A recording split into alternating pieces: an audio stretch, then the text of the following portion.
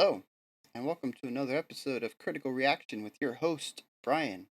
Today we're going to be checking out a song that my friends have actually requested me to watch or listen to for years. And I'm talking literal years. Like, this is a band that they've loved, and they told me I need to get into it, and I just never got around to it for some reason. So for some reason it popped up in my head yesterday. I don't know why. Things just kind of, you just kind of remember things for some reason. You never know why. And yeah, nothing more. This is the time to listen to Nothing More finally. Not sure what a ballast is. Ballast, ballast. Can't say I've ever heard that word before. But this is the time. So let's get into this. Nothing More. When did we become these sinking stones?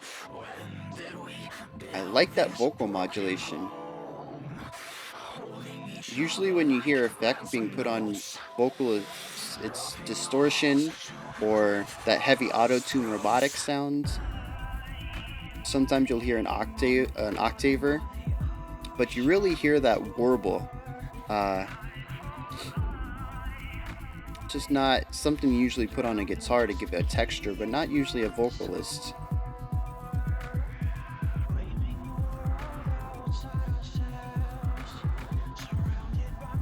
Very techno-y with just that bass, the real muted bass, quick hits.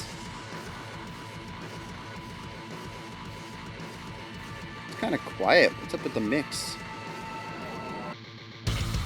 Whoa! Oh! Okay. Okay.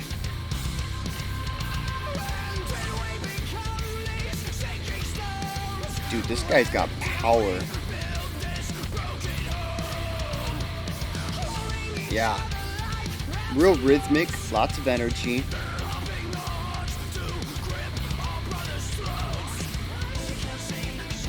That was the guitarist singing? That falsetto?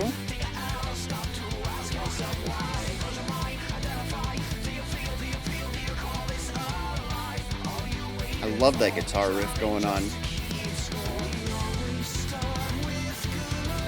Got a nice flow to it.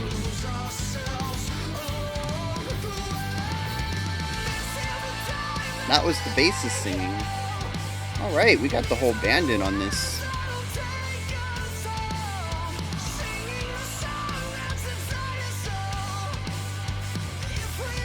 Dude, this guy's clean.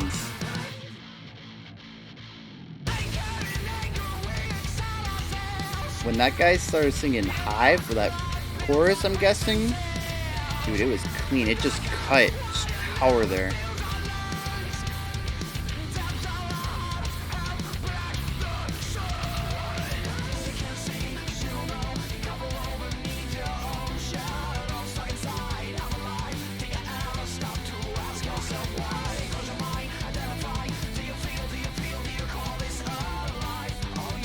Yeah, everybody's singing. This is good stuff. This is real good.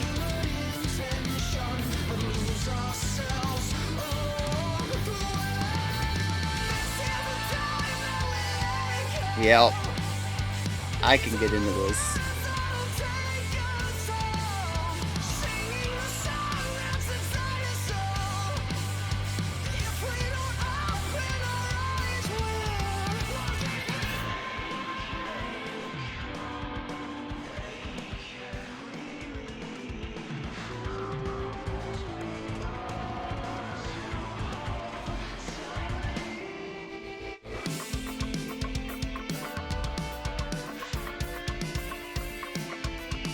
This is not 4/4 anymore.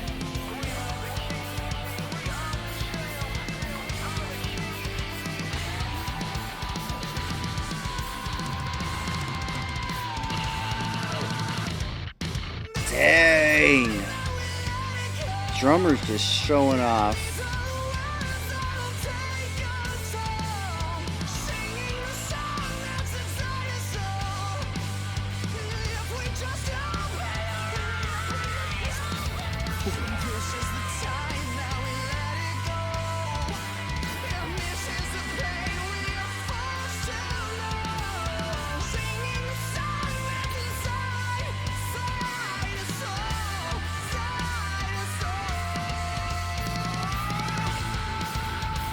All right. I was kind of expecting him to end on that, the slower chorus sounds.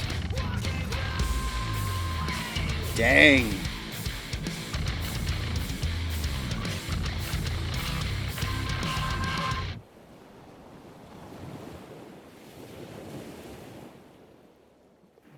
All right. So nothing more. Whew. I'm really disappointed it took me this long to listen to them because that was amazing. Uh, okay, so the star I'm going to say is the singer. I really wish I could talk about the rest of the band as much as I'm probably going to talk about him. He is a total package. Uh he's got real nice a mid range. It might be a lower range for him, but it's more of a mid range when you think of music as a whole. He doesn't really have a bass sound like a baritone sound. Um, and then he has in the see he shows that in the verse, and then he uses this real hard distorted clean on a couple of notes that he just wants to give extra punch, and those distorted cleans are, I mean, they're impactful, and he knows it. That's why he uses them the way he does, and they hit. And then he comes in with the chorus, and he's hitting these real high notes that I wasn't really expecting him to hit. I mean, he's probably topping out a bit, getting real close to the top of his vocal range, but he makes it sound mostly effortless. Um, Physically, it didn't look like it was effortless to him, but it didn't sound like he was straining at all. He had a full control over the notes he was singing. Um, but body wise, he got real tense. You know, his neck got tight. Uh, So I'm not. That's what makes me think he's topping out. He's getting real close to the height of his vocal range. And then he has this real nice clean that he was using in the bridge when they were holding notes out. The whole band was kind of like overlapping notes here and there, and it was a real nice, just clean sound for a softer part of the or softer section of the song. But he's got it all. He's got the rough vocals when he needs it. He pulled out a couple of fry screams that just like his distorted clean was just had this impact, this real grit to it, power. Um, I feel like this guy could sing any style. If he wanted to sing pop or hard rock or whatever, I could even see him doing a bit of jazz. He has a couple of inflections and little nuances to his voice. I think he'd be pretty good doing some more upswing like rock jazz or samba jazz. Um, yeah, he just seems like a real versatile dude. Um, the rest of the band had their moments to shine. The guitarist had that nice uh, hammer on uh, riff that he did going into the chorus. Real nice, real clean. It had this nice, perfect flow. I mean, and uh, there was no noticeable overlap between the notes. I mean, when he did his hammer-ons or his pull-offs to hit the note against the strum parts, I mean, they were indistinguishable. It was a real cleanly played, flowy guitar riff. I'm sure that only makes sense to me. But it was good. It was expertly done. I don't think I'm explaining well enough how I feel about that section. It's so good. Um, the drummer, he did it. He did a real good job of keeping the beat and pushing momentum forward. There's a lot of energy in the bass kicks and snare hits that kind of accentuated the piece and provided momentum through it. But then he had his chance to just go off and do these crazy offbeat accentuated drum fills during the bridge. And I noticed the lead singer was also playing two floor toms. I'm not sure what part of that drum fill at the end of the bridge was the drummer and what part was his. They overlapped. Um, it sounds like it could be done with a single person on a single drum kit, but maybe not. I don't know. There's a lot going on. So, I don't know. It sounded fantastic though, the way that the two drum parts meshed up. I'm not sure how that would go over live, but something tells me the drummer can pull it off if he needs to. Speaking of live performances, there are a couple of parts in here where we have harmonies and overlapping vocal lines, and the bassist and guitarist picked up on the slack there. And that is impressive. Now, in the mix that they used for this song, for the video, which I'm going to assume is the studio mix, it sounds like all the vocal parts are being handled by the lead singer. Unless the guitarist and the bassist sound nearly identical to him, or they did that when they produced it to make them sound more like him, uh, I don't know. But in this mix, it sounds like all the vocal parts are being done by the lead singer, despite the fact that the two guitarists were shown singing those parts. So I think it's just for this mix of the song, and when it's live, I'm sure the guitarists pick up on it. I don't see any point in showing them doing the backing vocals if they never do it live. Um, it was just kind of weird that it shows them singing, but it didn't use their vocal tracks to do it. Just kind of a weird hiccup about the music video itself, not the music. Um, but yeah, just real impressive band overall. Oh, the bridge. I said it felt like it was not in 4/4 anymore. Something happened there, and at first I thought it was just real interesting accentuation of the notes, creating a sort of time modulation while sticking with 4/4. You play a 3/4 rhythm on the drums or something like that. Um, but I'm not so sure that that's correct. Mostly because of the guitar riff. The guitar riff feels like it's in a 6/8 or 3/4 time. I have to go back over that and check, but there's definitely something interesting going on with the time in the bridge. And it's not the beginning of the bridge when they're doing the harmonies. It was distinctly after the vocalist stopped and it showed the lead singer on the two floor toms.